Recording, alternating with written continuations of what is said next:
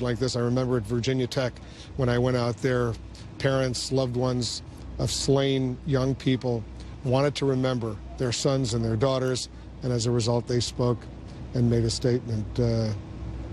So we'll see if Robbie Parker, I assume he's going to come out to the microphones now and make a statement. Looks like the family is there and they're getting ready to come to the microphone, so we'll listen in. Okay.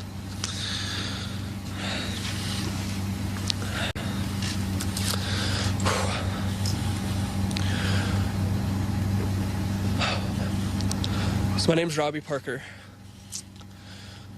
My family is one of the families that lost a child yesterday in the Sandy Hook Elementary School shootings here in Connecticut. I've been contacted by so many people and agencies wanting to know how we're doing, and I just thought that this might be the best way to share those feelings with everybody. First of all, I'd really like to offer our deepest condolences to all the families who were directly affected by this shooting. It's a horrific tragedy, and we want everybody to know that our hearts and our prayers go out to them.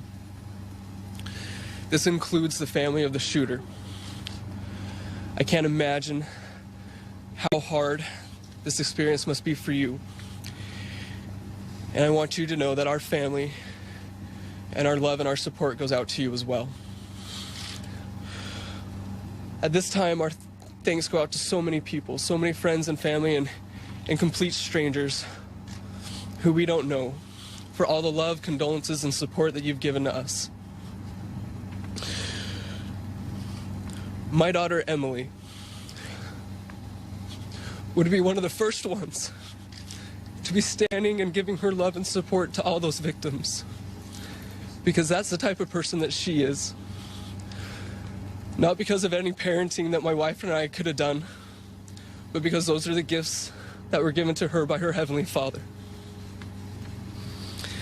As the deep pain begins to settle into our hearts, we find comfort reflecting on the incredible person that Emily was and how many lives that she was able to touch in her short time here on earth.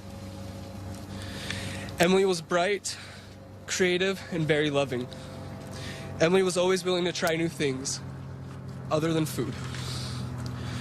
She loved to use her talents to touch the lives of everyone that she came into contact with. She was an exceptional artist, and she always carried around her markers and pencils so that she never missed an opportunity to draw a picture or make a card for those around her. I can't count the number of times Emily noticed someone feeling sad or frustrated and would rush to find a piece of paper to draw them a picture or to write them an encouraging note. Emily's card making was expressed beautifully this last October when she placed a very special card that she had made into the casket with her grandpa, who also just recently died of a tragic accident. Emily was a mentor to her two little sisters, and delighting in teaching them how to read, dance, and find the simple joys in life. Emily's laughter was infectious, and all those who had the pleasure to meet her would agree that this world is a better place because she has been in it. As we move on from what happened here, what happened to so many people, let it not turn into something that defines us, but something that inspires us to be better, to be more compassionate, and more humble people. Let us please keep the sentiments of love that we feel for our families and the compassion that we feel for others, even complete strangers, and keep them with us at all times, not just in times of sorrow and tragedy. And may we do this so that we can better all of our communities, in all of our cities, in all our states, so that we can make everyone, everywhere in this country, feel safe. Thank you. I'd be happy to answer any questions as long as I see them to be within reason.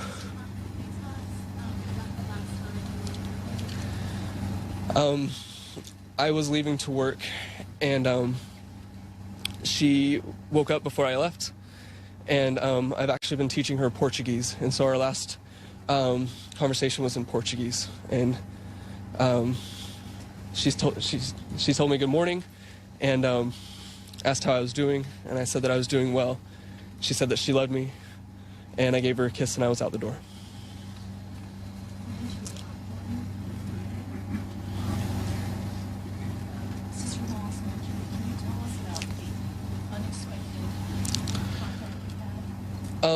The best way that I've been seeing that is I have two really good friends at home who've set up a Facebook page to help raise money for Emily, and when I've gotten on that and just seen the number of people who have commented and expressed their condolences, it's been quite overwhelming.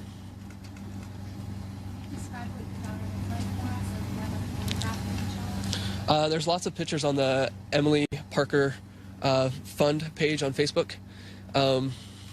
She was beautiful. She was blonde, always smiling, bright blue eyes.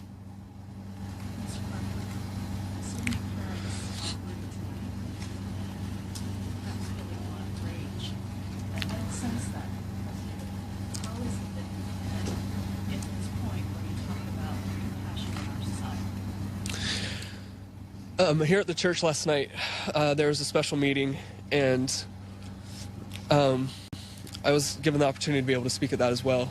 And in that, I just mentioned that, you know, the person that chose to act in this way was acting with a God-given right that he was given by God with his own free agency, and that free agency is given to all of us to act and choose to do whatever we want, and God can't take that away from us. And I know that that's something that he was given, and that's what he chose to do with it. And I know that God can't take that away.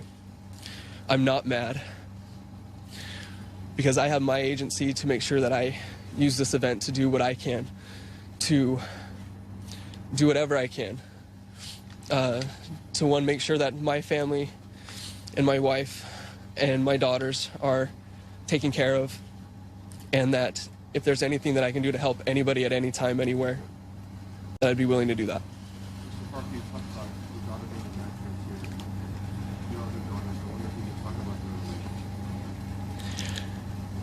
As uncheesy as I can say that, she was their best friend.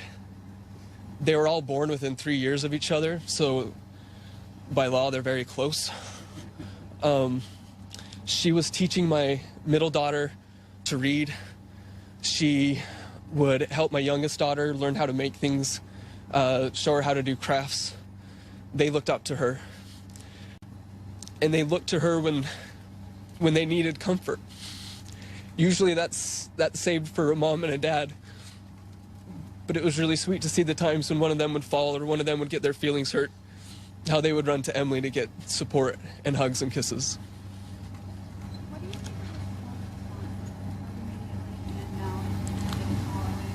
You know, it's hard for me to talk about because I was at work at the hospital, and the hospital was in lockdown, so I couldn't get to the school right away. I love the people at the school. I love Emily's teacher, and the classmates that we were able to get to know. I love all of them, and my prayers go out to all those people. The only thing I can say to the other parents is the comfort that we can find that at least we know that there's other people that are in the same boat that we are, that there's other people that know how you're feeling. And even though we all are going to go through it differently and our emotions might be different and we're going to process this whole thing quite differently, that we're all in this together and that we're forever linked by this event. Have you been talking to your other children about what happened? Yeah, we were able to, you know, with the events that happened with my father-in-law recently, this is unfortunately a topic that's been discussed in our family over the last couple months. So with my daughters, we've been able to express to them what happened. Their understanding is a little limited, of course, but they seem to get the fact that that they have somebody that they're going to miss very much. The what? I'm sorry. You know, for respect of her family, I'm not going to say her name or anything. I met her at parent-teacher conference a couple weeks ago and was so impressed with the fact that she really seemed to know Emily as a person, Emily's likes and dislikes and the things that she was good at and the things that frustrated her. And the way that she talked about Emily like that, I know without a doubt that she knew all other 16 kids in that classroom the exact same. Mr. Parker, your sister-in-law talked about the spontaneous shows of support that she got in the airport as they were flying. And can you talk about some of the support that you've seen come from the You know, when the word of this gets out in the afternoon, and our families from out west, getting them here in a timely manner was kind of difficult. The fact that you know, airline agencies were bending over backwards and breaking rules, which they never do, was quite amazing. People just seeing my family in the airport and realizing that something was wrong but not knowing exactly what was wrong, and giving them hugs and their support. You know, everything from people getting out of line in the security line to let them pass, and moving seats on the airplane so that they could sit together. Those kind of things were very greatly appreciated, and to anybody that provided those for my family, I just thank you so much. When people remember Emily tonight, what do you want them to remember? She was the type of person that could just light up a room. She always had something kind to say about anybody. And her love and the strength that she gave us and the example that she showed us is remarkable. She is an incredible person, and I'm so blessed to be her dad.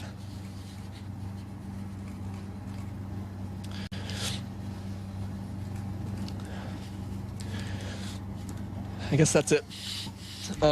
Yeah.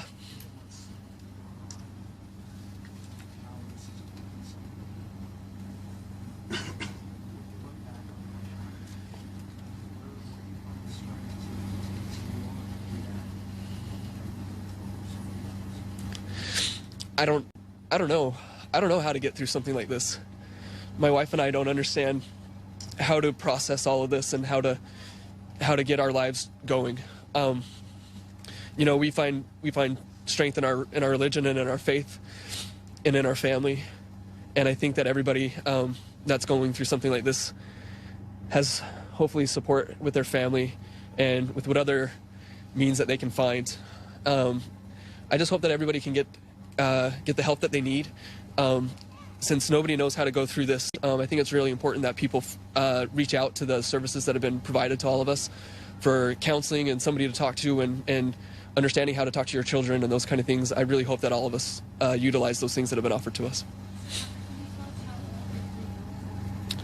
I have a 3, 4, and 6-year-old.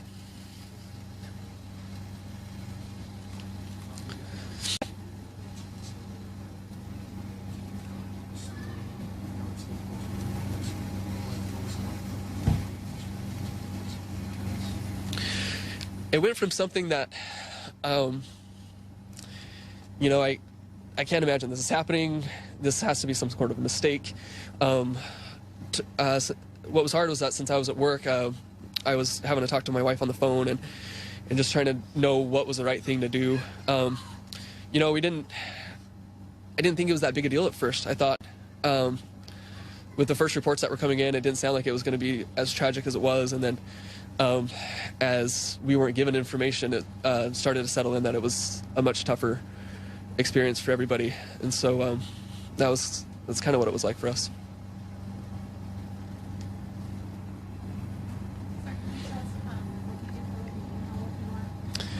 I'm proud to say that I'm a physician assistant, and I work in the Danbury Newborn Intensive Care Unit. I'm 30 years old. Thanks.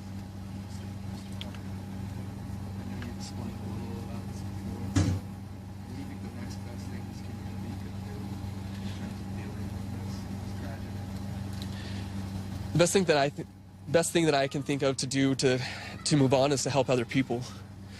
When you help other people, you feel better about yourself. And the more people help other people, then the more people are blessed. And when your life feels blessed, you feel like you can take on the world. Mr. Parker, did you say you worked at the Danbury Hospital? Yes. Were you working until the morning? Yes. You were there when you called? I was at work when my wife called me, and then I was able to find a television and start trying to get any information I can. Were you there when any of the children came in? I wasn't. I don't work down in the emergency room, so I wasn't involved with any of that.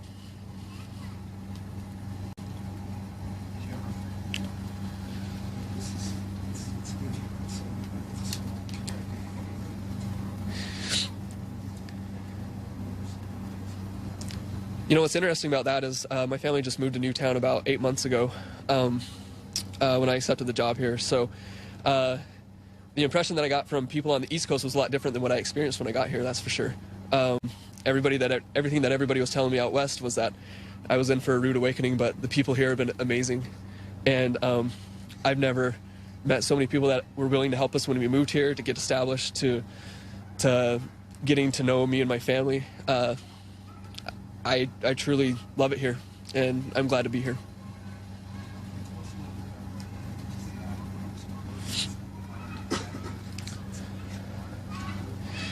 I keep hearing that.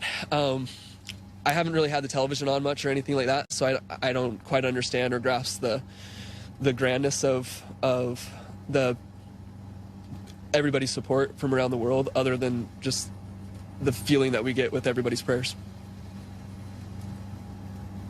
One of the reasons why this resonated here in the U.S. and around the world is because it's every parent's nightmare. Share some words you wanted to express to the other parents. What about just parents generally? You know,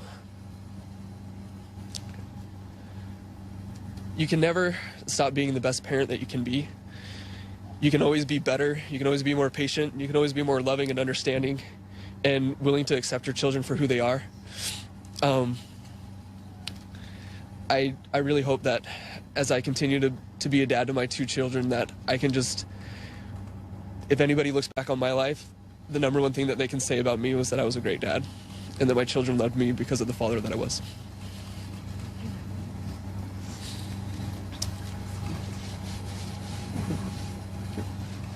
Thanks, guys.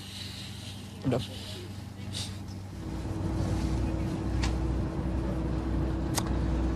Robbie Parker, whose daughter, a 6-year-old Emily Parker, you see her there, was shot and killed yesterday. Sanjay Gupta watched with me, our chief medical correspondent. Sanjay, what can you say there? This is one father, one parent, 19 other children.